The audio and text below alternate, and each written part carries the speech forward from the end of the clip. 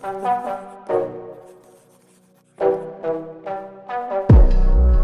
3, 2, 1, boom.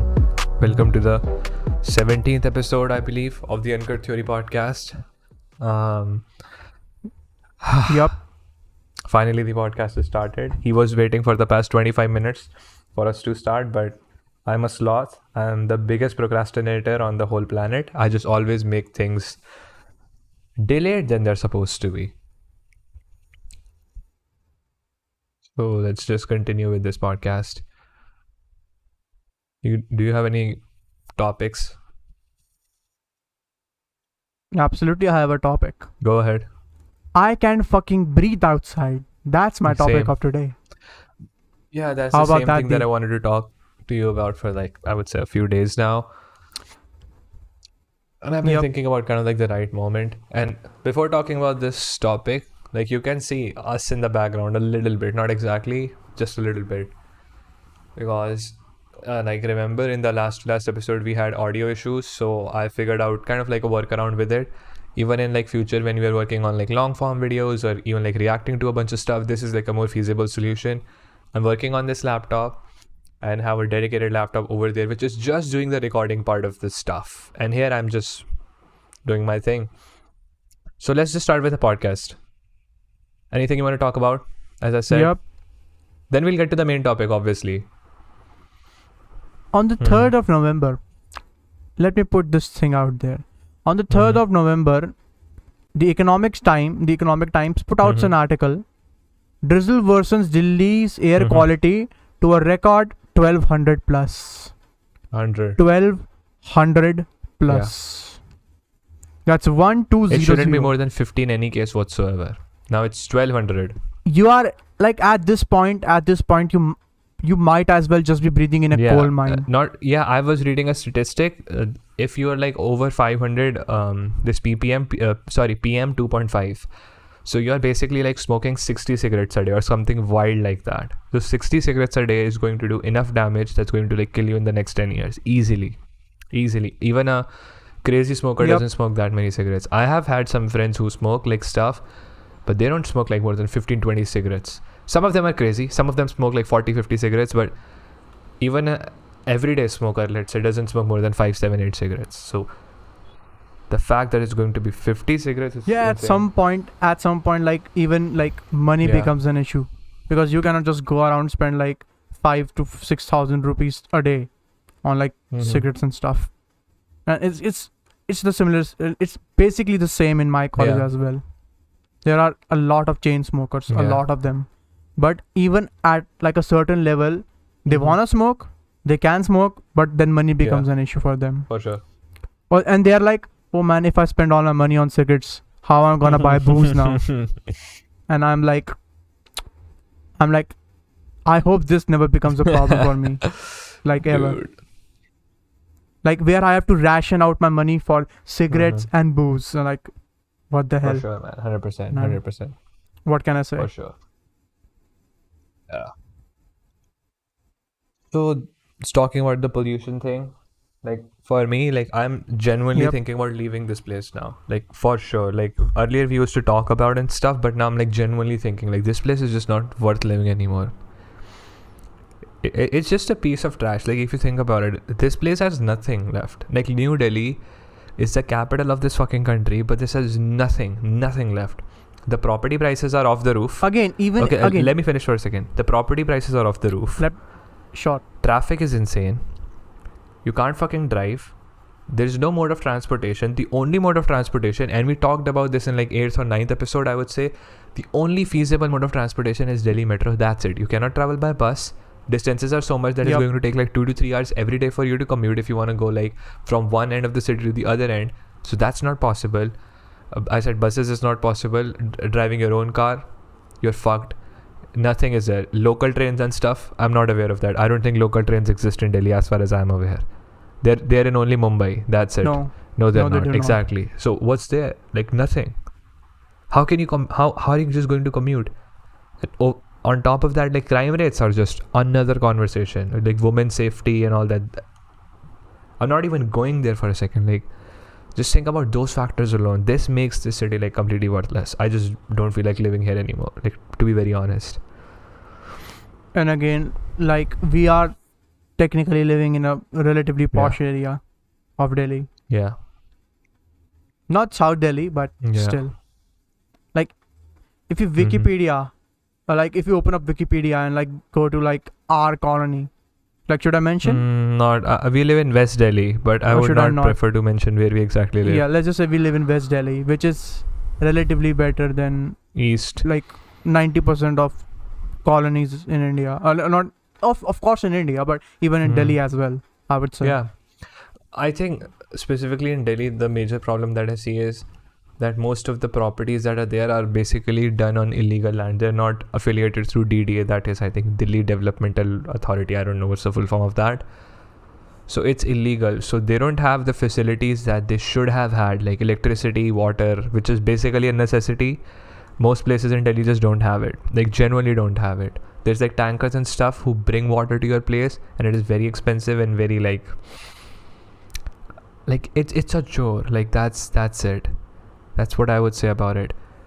And even on top of that, every single year there's like issues and stuff on that. You have to go through a bunch of bribery and shit, because they can basically, the legal authorities, by they I mean, they can actually take away your home. Like, you know what I'm saying? Because your house is built on illegal land. Like, they can take all sorts of action against you. A lot of places, especially like the slum areas and stuff, are literally built on like public property. Absolutely. And stuff. And like, you genuinely have to like, as like a whole community, have to just come. Like, I have seen this happening, like some places, not a lot of them, but some places, they basically pool in money as a community and they use that to bribe. Yeah. For real, that actually happens. Like, most of the people out there wouldn't know it, because like, whenever we talk about, you know, countries and stuff like that, we always talk about the positive part. That's also like another conversation in itself. But if you talk about like living in a country, you should also talk about the fact like how it's for the average person if you're there, if you know what I'm saying. Like, let's say, for example, when we look at the US, the kind of reality that people have looked at about the US is mostly living in the main cities like LA, New York, like that's it, like Texas, maybe Chicago, Boston, you know, just the famous cities out there. And that's not the average lifestyle. Like, the kind of places, the kind of cars that they drive, the hotels that they stay at, the restaurants that they're kind of like dining in at. This is not average stuff. Like, you know what I'm saying? The average person in the US does not live like that. Again, like, even putting that stuff into like perspective, for like, I would say it's pretty same in like even India as well. But especially if you especially if you see like the Western media's portrayal of India and stuff. Yeah. Also, like, when we talk about the average, like the average in India is basically like poor, like extremely poor. Yep. Also I feel like over these years passing by, what I've seen is that a lot of the statistics, specifically the ones that are related to economy and stuff, like personal economy, not like, I'm not talking about GDP stuff. I'm talking about like per capita income and how, you know, the stuff that goes in like developmental economics. I think that's like kind of like messed up in its truest sense, because let's say if I'm a guy who's rich here in India, there's like 0% chance that I'm going to file the exact ITR, the income tax report. By that I mean, like, that's just going to be like 1%. No way in hell, right? In hell. So even if no way in hell. It's like again. Like, it's like, it's not like people don't do charities and stuff in India. Again, they do, but there's always like a, how should I put, like, there's an aspect of virtue signaling attached to it. Like, I'm doing good for the society. The thing about filing taxes is nobody's except the government is gonna know how much tax you're paying. So you cannot virtue signal that shit. Absolutely. Recently I was reading this article. You know, if you're the highest taxpayer in India, they give you a certificate. And Akshay Kumar, I think, got it for like the 7th or 8th consecutive year, something like that. And I was blown away. Like, Akshay Kumar is no way the richest guy in this place. but how come he is the highest taxpayer? That's such a funny concept. Like, he's not even a sinking in my billionaire. head. He's not even a Akshay billionaire. Kumar. He's not even like No, quarter of a million. not even quarter of close. a billion. His net worth sits in around like 100 million, something like that. So 100, 200 million, something around that. Like, this is such a funny concept. Like, imagining myself, Akshay Kumar, getting a certificate from like a government official for paying like a bunch load of taxes and stuff. And Also, like the again, Akshay Kumar's know. Again, you have to just picture it. You know it. Akshay Kumar knows it. The government office knows it. The ITO, basically the income tax department or the income tax office, they know it. The official that's giving him the award is knows it, that he is not the highest tax. Like, he is the highest taxpayer, but there are certainly like a plethora of people who just evade taxes and are paying like nothing. Also, like, it's kind of funny to me. Like, I was thinking about it for some time. Like, I think we can mention it. If you think it's wrong, I will cut it out. But I was recently going through Andrew Tate's Hustler University just for a video. So yeah, sure thing. Like, I don't think there's anything wrong in mentioning it and stuff. So I was going through like Andrew Tate's Hustler University and stuff. Not promoting it. I'm not a big fan of that guy. Full disclosure, but I wanted to kind of like test it out. Yeah, do not. It's again. I will say my complete watching? words in my video. So we'll just Okay. It's like $50 right? a month. $50 month. $50 a month. Again, is it worth watching? As in, like, your time invested? Like, how long is the course? It depends. Like, I watch Hustlers University 3.0. There was like 2.0 before that, and it's like $50 a month, and they add you to like Discord server, and you have like communities. Again, there are a lot of community perks and stuff, but I'm talking about the real stuff it's like the about juicy 10 part, hours, which are the videos or the lessons. 10 hours. Is it worth 10 hours of your time? Maybe if you are like mildly interested in now how like the thing that you can I'll tell do you stuff is it's not about but is it, again, let me just put it out there. Is it worth 10 hours? Maybe. Is it worth $50 of your monthly subscription? Not. Absolutely Probably not. There's no way I would like most likely no way. Hey, yeah, if you know, if you want to really make money, and this is not a commercial or something, like, if you really want to make money, the best resource is Naval Ravikant's podcast, and that's it. Like, go to his YouTube channel.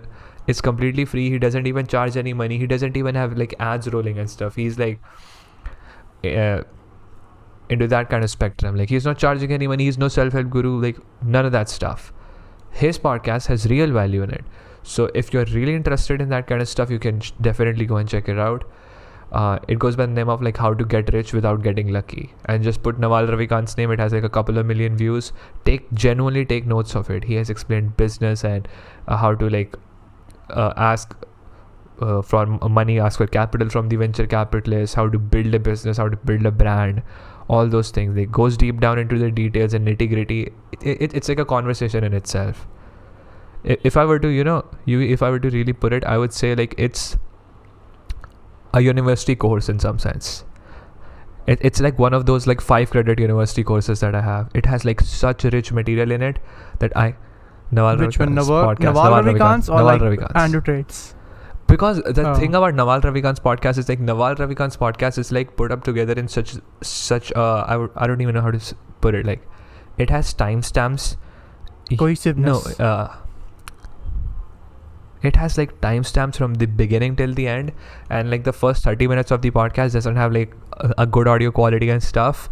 So the thing is, he has a transcript of every single conversation that he has had. So it is like arranged in this like super comprehensive manner, and you can go through like peruse through every single line that the guy said, and there's like timestamp. Like, it's just such an amazing podcast. Like, I don't even know how to put it.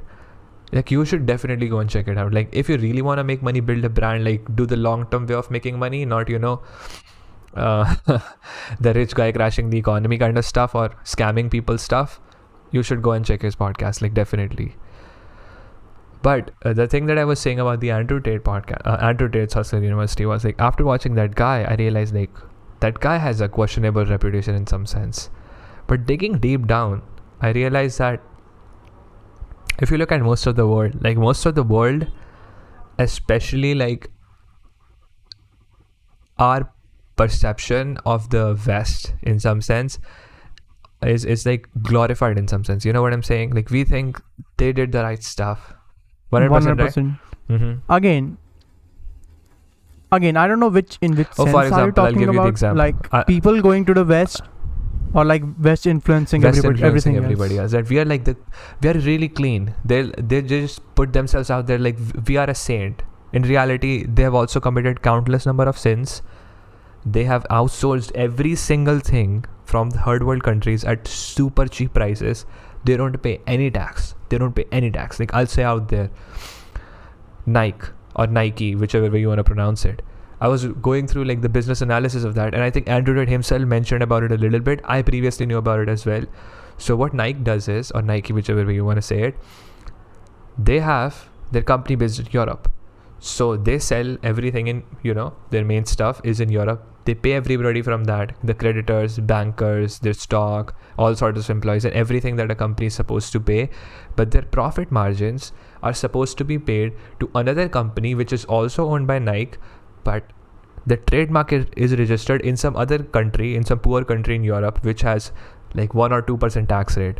So they are indebted to that company. Yep. I know exactly what you're talking about. Almost all the taxes wiped off. Like they're barely paying any tax. And every single company does that. Every single rich guy has like Swiss accounts and stuff. Dubai is like tax free.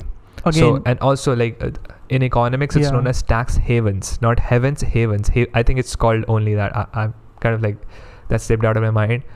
But there's certain countries out there like Panama Islands. I don't even know like how many are there, which basically have like zero taxes, zero or bare minimum, like 1-2%. So all the big companies start a company over there, and either they register their trademark, like do some legal stuff so they don't get into trouble. They ask a lot of money from that company. Basically, they're transferring debt from this company to that company. So all the profits are squeezed from over here to there, and then you have to pay taxes over there. So it's like genius of a thing. Like, you know what I'm saying? It's just genius. Again, there are a lot of loopholes in this regards. I was watching a video. He's like a combat veteran. I don't remember his name, but he has sort of like a reaction channel, and he was mentioning how politicians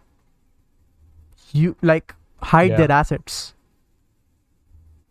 So what they do is basically they'll make a shell company, and like a very premier example of this shell company and stuff is a politician. Like first of all, a politician. Let's say you are a politician, Dave, and you wanna hide your money. You would go to a random European country, like you mentioned, like the one I'm gonna take in for as an example will be Cyprus. Cyprus has a lot of illegal, not illegal, like shell companies, which are technically owned by a politician. So I'm a CIA person, or not a CIA person, like FBI person, and I want to crack down on this specific property in the US. Like, let's just say there are like a bunch of villas in the USA, and they sort of seem suspicious, and you wanna know that who owns these villas, because you wanna incriminate that person. So as an FBI official, I have the power to basically use the judicial system to have like a warrant to get the information that I want. So what would happen is, and this is all in the US I'm talking about, I'll apply for a warrant, the judicial system will approve it, I'll have that warrant. Now I know I'm basically privy to the information of who owns this villa. The papers will show this villa is owned by this and so incorporative, which is based in Cyprus. Now you wanna know who owns that company, but this is the catch. You have to coordinate and like send a lot of paperwork to the Cyprus embassy and have those collaborators in the embassy collaborate with you, and in some cases even you have to visit like the country of interest, like which you are filing for stuff and stuff like that. Like in this case, I have to travel to the Cyprus embassy, and in some cases I even have to visit that country to basically have them grant the information that I want. So now you have to post for a warrant in that country and have their judicial system approve that warrant, and now you finally have the name of the person. But again, there's another catch. You are okay, these illegal villas are owned by so and so incorporative that is situated in Cyprus. Now I want to know who. Now I went to Cyprus, I got the warrant in like however they issued their warrants and stuff. Now I know the entity that owns the Cyprus corporate limited and stuff. It's another corporation which is based in another country. Dude, like that is fucking insane. So this is such a big loophole that you can just loop around forever. But the thing about this is, I cannot do it, you cannot do it, even a random rich person can do it. You need connections for this stuff, which a lot of politicians have.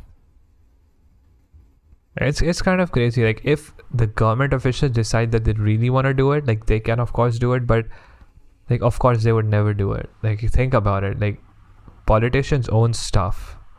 I would just line up my pockets. Exactly. Why would I interfere? Yeah, exactly.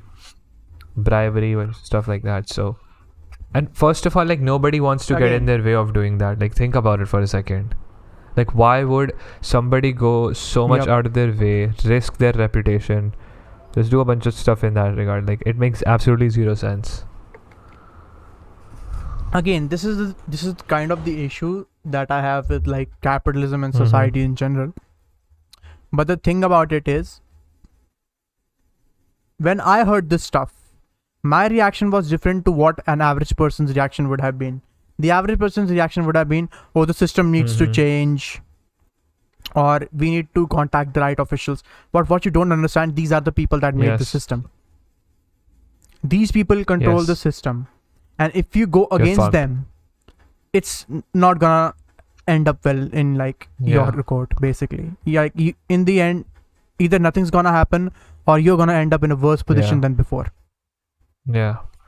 And these are like the elements. My reaction to what, okay, let me just, this is what a normal person's reaction would look like the system needs to change. And if somebody really takes it to the heart, they would like, okay, I'll become like a social reformer and stuff, and I'll do it myself. But my reaction is like, hey, I want to do that. I get it. Again, if you can't, basically it's like if you can beat them, just join them. I agree with Elon Musk on that so much. Again, I have two options. I have basically two options in like in this scenario. Like again, technically I have literally almost next to nothing on my name, except everything that my parents have given me. I have almost next to nothing on my name, so I'm like I'm talking like some hypothetical stuff. So basically, if I have a lot of money, either I can do what Akshay Kumar did and like pay everything full, or I can take the alternative route that literally every rich person takes, and I'm gonna take that route. No doubt about it. For me, it's the question is always like, after a certain point, like why do you want to pay less in tax? Like what are you gonna do? Because I want to save money. What will you do with saving money? Again, I understand exactly. I understand that narrative that at this point you have so much money that saving money in taxes is not like, it's basically you are taking something out of infinity at that point. Exactly. It's sort of like that.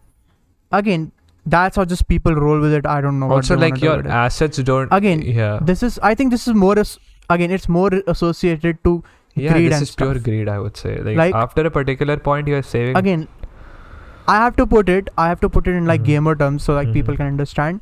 You don't want to see, even if you are the number one player in a game, you don't want to see your high score get lower. Makes a ton of sense. Does make. Even if you have outperformed, let's say you are number one in like some old arcade game, your score is like 10 million and the second person, the one person next to you, has like 1 million. You are literally 10 times stronger than the person who is next to you. And even then you don't want, like, oh, let's just say, oh, I'm the developer of the game went, oh, I'm gonna chop off 1 million from your score. You're obviously gonna like oppose that. You don't want your high score to be ruined. And that's, I think, what most people think. To them, at this point, it's not, oh, am I gonna eat tomorrow, or do I have money to like pursue my dreams and stuff, or do I have money for like financial freedom and stuff. At that point, for these people, for the ultra rich people, it's basically a number on like a high scoreboard, let's just say, or like on a scoreboard. It's not money to them. It's basically just a point system where they wanna collect as much as they can. But I truly don't understand the meaning of it, because I personally feel like after a certain point, like you reach a saturation point and you're like, hey, I've had it, I just don't want to do it. Like, you know what I'm saying? Or maybe it's just too easy, I think. I don't know. Yeah, exactly. I understand that. Again, that could have been a very well argument. Like, if you are at that point, it's literally your accountant comes over and says, hey man, we're gonna do this, we're gonna do this, we're gonna do this, we just need a sign, boom. This is like that kind of stuff. Yeah, your personal chartered accountant comes, he just goes, hey man, this is your quarterly revenue growth, etc. whatever for your personal incomes and income and stuff. Should I chop up the taxes? And you go, again man, I am paying this chartered accountant to do something. Obviously, like if most somebody shows up, literally the most important job for an accountant is not keeping check of the books. It's basically to avoid taxes. That's the only reason why you check books in like companies and stuff.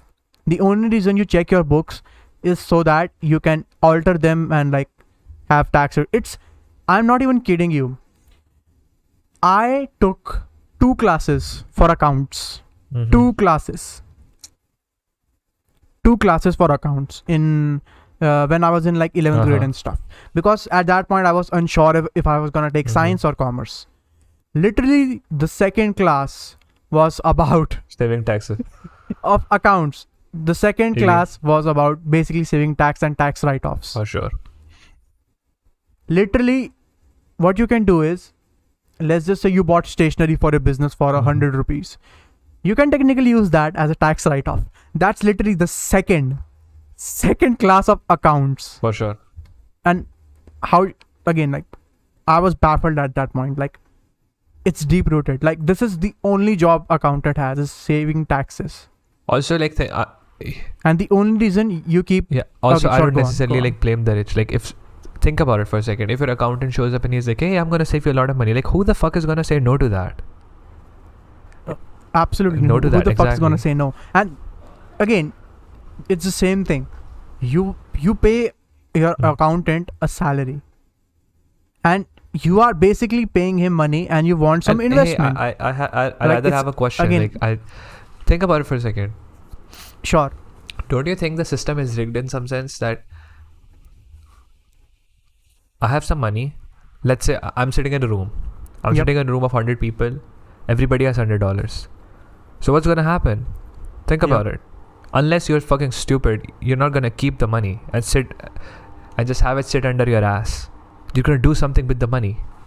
Either you're gonna spend it, or either you're gonna invest it.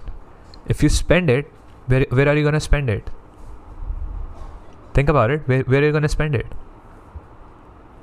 If I were to the other people that are I'm not just exclusively talking about the room. Like, it's an open world, but I'm saying, like, if 100 people, the teacher offers $100 payouts to everybody, at the end of the day or at the end of whatever time frame, some of them choose to spend the money. Where are they going to spend the money?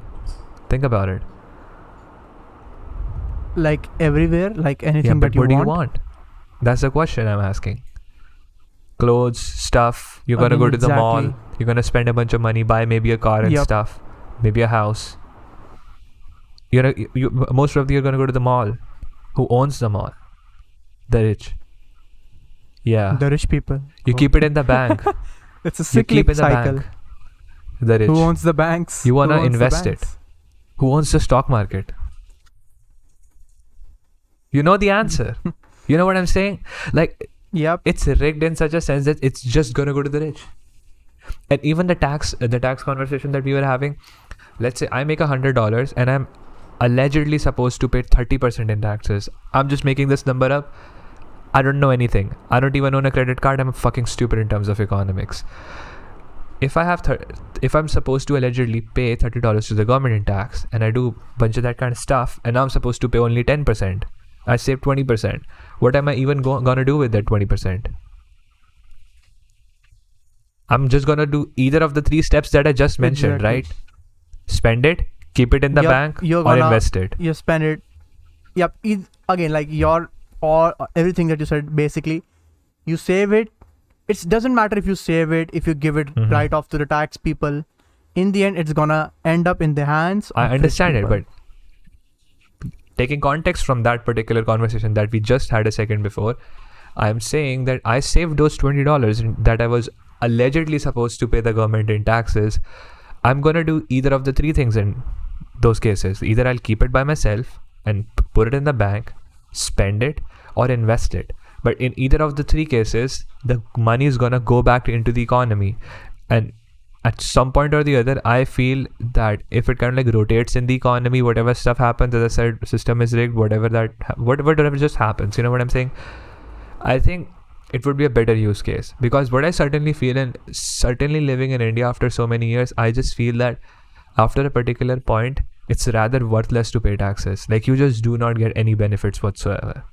The average person still has all the benefits that even like the top 5% has, or even the top 1%, 0.1% has. Like, let's say in India, like, are we getting any benefits of paying taxes? Just think about it, really. Constructively think about it. I'm not saying like either go against this argument, it's like, oh, we are having these benefits, or just outwardly reject, like, oh, there's no benefits of paying taxes. I'm saying, like, think about it in a step-by-step process. Yeah, like, the thing is, again, I don't even blame you. I actually don't even blame you. Like, the whole system is actually like just rigged with this specific thing in mind. And again, who controls the system? Exactly. The rich people. And even if they don't directly control the system, they have some kind of influence in the system. If you consider stuff like lobbying, which is not corruption because it has a different name, basically. So basically, the thing that I was mentioning, there's something known as Cantillon effect, I think. So it's basically termed by like a French banker or something.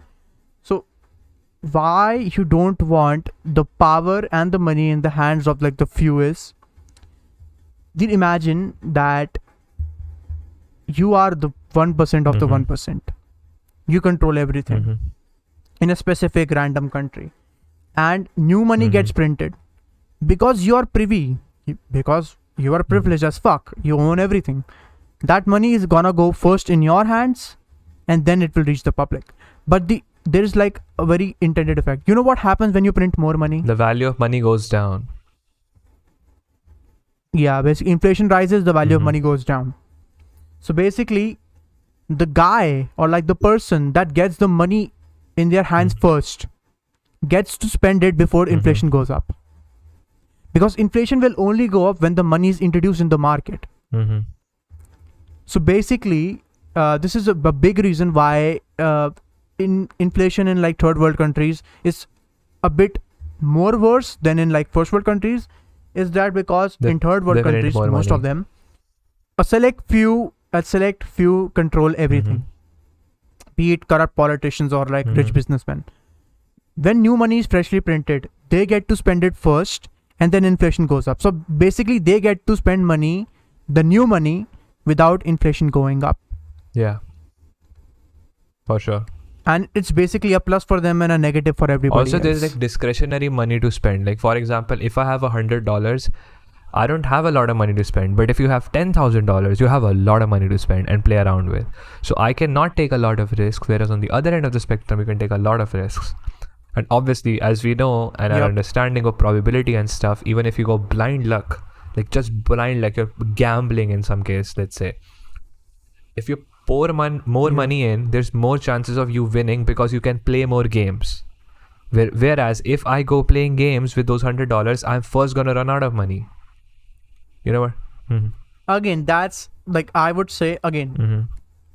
the thing about Mhm. probability is your classic Mhm. probability. Your classic probability, let's just say a game of Mhm. dice, kind of favors you if you play more Exactly. rounds. But the thing about is, in Mhm. modern times, I'm talking about like legal Mhm. gambling and stuff. Do you think a Mhm. casino or like a casino owner or like the people that run Mhm. the casinos are foolish people that would let you spend more money so that they can have a disadvantage? Absolutely not. Every single game that they have has Mhm. been tested to ensure that the more Mhm. you play, this is basically gambler's fallacy, that the more that I play, the more that I will get. Again, it's true in like classic probability, but the games that they make or like Mhm. they approve or like they have set up in their own Mhm. casinos is rigged to a point that the more you play, the Yeah. more you will lose, and that's statistically Yeah, proven. because that is not classic probability. Like, even if you use our, I would say, like, my engineering knowledge of probability, like, if I apply Bayes theorem on it, like, let's say you play 5 games. In order to win the 5th game, you have to lose the first, lose the second, lose the third, lose the fourth, and lose the 5th. And if I go on and apply the probability, that's known as conditional probability, in case you're interested in like mathematics and stuff, I would still lose. Yep. Like, my offset of winning would be way lower than me winning straight up in the first game. Yep. Again, the probability of losing consecutive games Mm-hmm. is lower than technically Mhm. winning a game. But again, the thing that you mentioned about conditional probability, it's the same as Mhm. before. If you have a 1 in 5 chance of winning, the next turn you also have a 1 in 5 chance Exactly. of winning. It doesn't automatically go down to Yeah. 1 in 4. And since And again, it's even at that point, even if you win, it's diminishing Mhm. returns at that point. yes, I can understand that. It's kind of like skew. Again, this is a sort of like a thought experiment that I Go had ahead. recently. Mm-hmm. Sure. In your current state, let's just say you and I, again, it's kind of related to a Mhm. dream that I had, and I record almost every Mhm. dream that I have, at least the Mhm. interesting ones. In that dream, we basically, I think I mentioned this before. In this dream, both of us basically rob a rich Okay. person out of Mhm. his money, and Uh, the dream ends after Mhm. basically rob him. But at the end, we are left with like $100 Okay. million in cash, Mhm. cold hard cash. Again, I can see you're getting a bit It giddy. seems like a socialist So dream, basically, kind of like Robin Hood shit. yep. Again, even in my dreams, I wouldn't like give it away Poor, to the fuck it. people. I'm like, not gonna do it. willy-nilly. I'm never gonna do it. Absolutely not. Again, Robin Hood was such a stupid And Robin person. Hood was Like, the you fact took that from the- people idealized. You basically took from the rich. You Mhm. took from the rich. You took from the rich. You gave it to the poor. Now the poor are rich. Now you rob the rich that were previously poor and give to the rich that have become poor. It's cyclical cycle. Nobody's safe from Robin Hood. But that did not happen in the story, as far as I remember. Like, he stole from the rich, gave it to the poor, happy ending. But like, Yup. I'm saying that it was such a stupid story to idealize such a figure who was a thief. If you think about it, like, people have idealized a thief. That's beyond me. Again, like if you look into like the Mhm. tales of Robin Hood, that wasn't the only thing that he did. He was But like with that's the the king only Richard thing and that we know stuff. about him. He- That's the only helped- thing we know about him. Again, his signature move is stealing from Yeah. the rich, basically. Like that's what Yeah. he's known for. Yeah, Again, go coming ahead. back to topic, you have, again, I think $100 million is a bit too much. I will tone it down. Let's say when you have 1 crore Okay. rupees. Again, I think 1 crore rupees is a bit low. 10 crore rupees. You have 10 crore rupees right now in a bag that I gave you in the Mhm. middle of the night. And you have to come up with a way so that this 10 crore rupees is turned from black to white. Mhm. Basically, Mhm. money laundering. Do you have any brilliant ideas how you're going to execute this idea? Because I have seen this in a lot of movies again, I don't remember which movie this was. You remember the movie where they were finding like they were like Javed Jafri and who else? Munna who else, Bhai who else? MBBS. It was basically a movie about. Which No. Javed Jafri wasn't I don't Munna even Bhai remember. Like Munna Bhai MBBS. They were basically finding like a W. They were finding like a W. And there were 10 crore Dhamal, rupees the original one. buried beneath that. Yeah, These are OG. These Dhamal. are OG So Hindi movies that basically- I've actually watched and genuinely enjoyed. yeah. Mm-hmm. Basically, again, in the movie, technically, when they got the 10 crore rupees, they were basically on the spot, I would say. Like, so what happens is, in the entire setup of the movie, these people go through crazy shit to like travel across the country and to go to Goa, where there is some rich person basically hiding their treasure. hid all everything, all their estate, all their assets, liquefied it into like 10 crore rupees, something like that, and hid it under like a W-shaped palm tree, something like that. But in the end, they somehow ended up in a situation where they were on stage, where there was an ongoing charity event for Not disabled kids. It was Something for like orphanage. Again, I don't remember the Hmm. orphanage. Yeah, like take orphanage. And everybody was not everybody. Some people gave it. Again, they were basically on stage, and everybody, there was a lot of spectators, and the spectators thought, oh, these kind strangers are giving all their money away to the orphanage. And they were sort of like guilt tripped, or like I don't even know how to put it. Like, they were sort of put in an awkward position where they had to donate all their money, and in the end, all the money went to the orphanage, which, sure thing, like, what can I say? See, But let's take an alternative path. Again, that's like movie logic they stuff. have to like make it sound good, everything's good because we donated everything to charity. Yeah.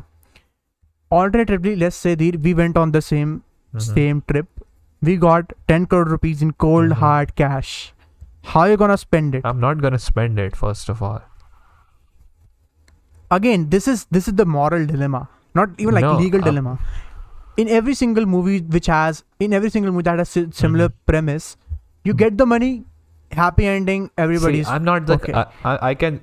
In reality, I can this say happens. it, like, since it is the camera is recording, I can say it. Even if in future I make a lot of money, I'm not the kind of person who's gonna go hard and blow the money. I'll actually sit down. Again, I'm not. Again, I think you're I'm not looking at it from a logical and realistic. I'm not talking about 10 crore rupees in the bank. I'm talking about 10 crore rupees in your hand, and you need to. And now you have the responsibility of, oh shit, I have this much money. What if the banks find out? What if the let's just say the tax people find out? All this money is technically gone if they find out, and I need to basically launder this money somehow so that I can spend it. Even if I don't want to spend it, I at least want it in a place where it's not getting diminished by inflation. What am I gonna do? That's one heck of a question. Yeah. So basically, I'm asking you how would you launder money, basically?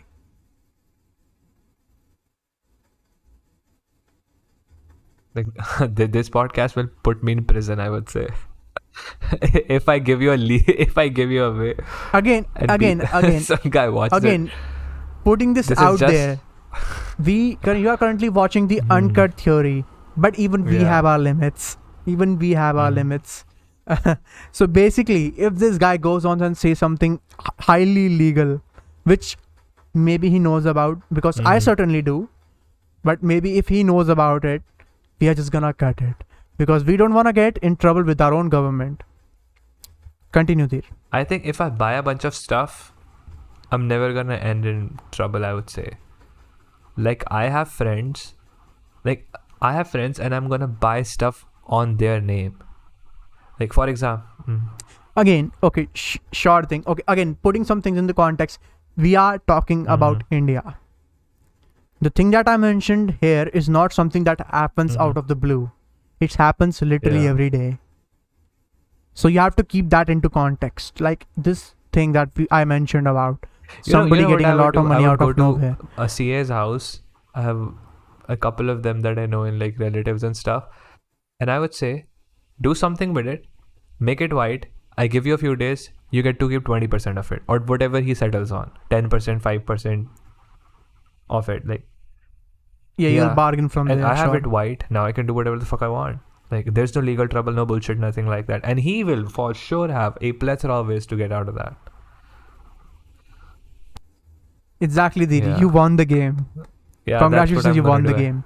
My idea was pretty much similar. So if you don't know about something in which happens exclusively in India, I think, is when you want to renovate your house or you want to buy a new house and reconstruct a new house, you have to basically give like 1 or 2 floors of however many floors that you build on that property to the fucking builder. Now this is an interesting conversation. And there's no negotiating. Because I know a lot more than you do, so I can talk about it, and this is a very interesting conversation. I personally think that the real estate market in Delhi, or more so in India lately, is getting to a point where I personally feel it's like becoming a scam. So what he's basically trying to say is, let's say I own a piece of land here in New Delhi. So eventually what happens is that my particular property that which I'm living on is maybe 10, 15, 20, 30 years old. So I want to build a new house. But the cost of building a house, it's too high. Like, for example, if you want to build a house on the kind of property that I have here in India, actually it's not owned by me, it's my family who owns it. It's going to take at least 1.25 to 1.5 crores easily. So everybody doesn't have access to all of that capital. So what actually happens is, like, for example, right now we have 2 floors, ground, first and second. So I'll go and talk to a builder, and what he'll do is he will build 4 floors out of that, 1 parking and then 4 floors on top of that. And he's going to build the entire building, not for free, but he's not going to take any money from me, but instead he's going to take actually 1 floor out of that. Now what happens is, why I personally think it's a scam is because the cost of 1 floor settles into about 1.75, 1.7 crores, right? So he's basically taking 1.75 crores out of that property. And this, everything that I'm saying is for like 1100 square feet plot land, because I know the statistics for it. I know a friend of mine who bought it, like 2 or 3 of them. So I know the exact statistics. So what I'm basically trying to say is, the benefit of this is that I myself have not been obliged or not put in a situation where I have to put my own money, rather the other person has to put in his money. But the problem that I see with this particular situation is that in the long term, it's actually a stupid thing that you did. What I would rather do is, let's say I have some savings. I have 30 lakhs of savings or 40 lakhs of savings. What I would do is I would go to the bank, and let's say the cost of it settles it to be about 1.2 crores, 1.25 crores. I would borrow rest of the money from the bank, and since the interest rates are going decent, I would go bargain, get a decent interest rate for about 15 to 20 years. Then it takes about roughly 1.5 to 2 years to build a house. Let's say it takes 2 years to build a house. After the house is built, I'll keep the 2 floors by myself and put the rest 2 on the rent. Or even, let's say, take 1 into example, because I was selling 1 off to the builder. So the rent of 1 particular floor is easily going to be about 35,000 rupees. And if you do the math, 35,000 or 40,000 a month settles into be easily about 4 lakh rupees. Now, using that 4 lakh rupees, I can easily pay off the yearly EMI. Pay out the EMI. So I am basically having a house that's free, and I don't have to pay the EMI. And in simple language. And the best part about all of this is the fact that I'm free. In the other side of the spectrum, if you think about it, you basically give the money away. I don't know how many people think about things like that. But I'm the kind of... Exactly. It's, again, if you boil it down, it's basic mathematics. But most people don't think basic mathematics. That's the problem. Most people are emotionally driven. I think when you introduce money into the equation, most people are like hyper tunnel vision into, I have to spend as less as I can. And by fear of losing money, they ultimately accept a deal that's basically flawed and like rigged against them. And again, the thing that I wanted to mention before, me asking this question to him is basically asking the master of the game, hey, or like the developer of the game, hey man, you want to play this game? And it's such a weird thing to me that... It's basically asking a seasoned veteran, hey man, it's basically asking a seasoned veteran, hey man, can you shoot a gun? That's basically what I did. That's basically the what I weird did. part about all of this and talking about like economics and stuff, I don't know how my economic life is going to turn out in the future, but I certainly feel that most of the 35, 30, 40-year-olds don't know anything. Like genuinely, I just turned 20 like last month. So I used to think to myself like, hey, I'm just 19 years old. And how do I know so much? Like I'm no genius. I'm not even gonna like put it that way. Oh, I know everything. No, I don't know a hell lot of things. But it's just weird to me, like in some sense, that I have this weird ability that I can think about things in a fairly long term in almost every aspect. I don't even know. You know what I'm saying? Like, Yeah, exactly. Again, the thing that I wanted to basically your answer of what like the thing that you're. At first I thought it was like a rhetorical question. Oh, I know a lot, but like again, the answer I would think is, as a kid, you are curious by nature, but as you get older, this curiosity sort of gets like goes away, or you are basically shunned asking from questions. like this is adult matter. Come back where you're an adult. And especially when it comes to money, for some reason, again, my parents don't do it, but I've seen it happening every day. The only reason that I'm talking about this is specifically because my parents chose not to, basically. Again, they chose to tell me, whereas other parents just, it's basically taboo talking about money and stuff with your children. Either it's two of these things. Either, no, you just focus on your studies. You don't need to worry about anything else. You just focus on your studies. It's either that, like the excuse that parents use. It's either that, or the second one is, oh, you are too young for this. Come back when you're older, or when you get a job. When your life is basically over, where you could have done stuff, that's when we are gonna tell you about actually this stupid stuff. in some sense. And even then, we won't tell you shit. You'll just figure it out on your own. Yeah, from your what peers I've and actually stuff. seen is that most people here in India don't actually know anything about money. Their perspective about money is so ruined. Like, for example, if I talk to you about inflation, for the average person, how do they even calculate inflation? Oh my god, vegetables are so expensive these days, dude. I cannot believe, like ladyfingers were like 120 rupees a kg. Holy shit, this inflation is going wild. So exactly, I know exactly what you're talking about. So that's how they calculate inflation. But if you talk about the inflation stuff, the real inflation really lies in like your paying capabilities. Now the value of each rupee or each dollar, whichever way you want to put it, is way lower than what it used to be 20 years ago. That's actual inflation. And people actually are like concerned about inflation, but for me it's rather the opposite. It's like your asset values and what's your overall cash flow as a business owner. Those things are the ones that actually matter, because I at a personal level feel that if inflation even goes up, like even if inflation goes like 20%, everybody's gonna go like it's gonna blow the fuck out of everybody. Like here in India we have 2 to 6% inflation. Most of the first world has less than 2% inflation. Even if that 2 to 6% actually jumps to somewhat of 10%, which it has, by the way, you can go and look it up. Even in most of the first world, like I was looking through, the UK had an election, everybody knows about it. They had like an inflation of 8.9%, 9%. Canada had the same, US had the same. Biden got a lot of shit for that. And I was like, again, the way that I treat inflation is basically how business people treat. Again, it's sort of like, oh, how do you look at how good your, again, how do you gauge the public perception of what exactly is happening with your politicians right now.